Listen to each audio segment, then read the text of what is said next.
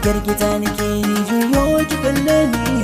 Mace din manami ne ya dame ni, ba ni san ka kar da ka ruɗe ni.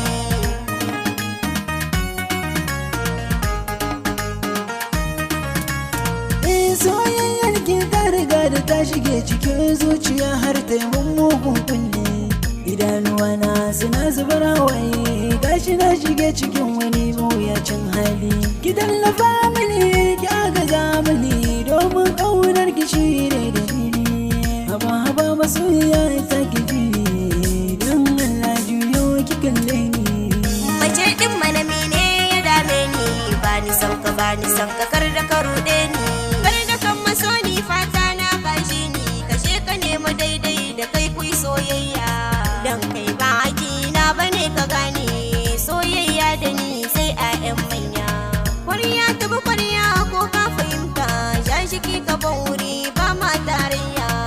Ka tafi karka ɓata min raina, zan saka ka cikin masalakar ka hasala. Ba zan yi rayuwa ba in ba ke bebe, makarkita nake yi juyo ki kalle ni.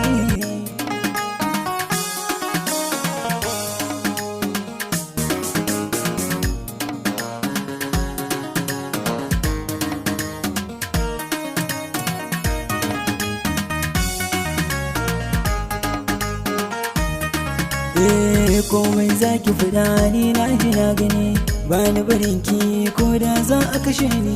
Dan in na rasa ki na rasa idan gani, kun ko cikin bacci na ke nake gani. Dukkan cuta ta ke ce mai magani, na san wata rana tabbas zaki kula ni. Fata na da ni da ke zan ma'aurata, mai suna ki rufa ni ki sa yayi. Mace din manami ne ya dame ni, ba ni san ka kar da ka ruɗe ni. Shi yake gare ka, to zan nuna ma ko ni wane ne. Zan sa a yi ma hukunci mai zafi, yanzu nan da fatan ka gane. Zan kira ma'aikata su tafi da kai, karkai zaton wannan wasa ne. Daga yau na san za ka yi hankali, ka gane akwai bambanci tsakani.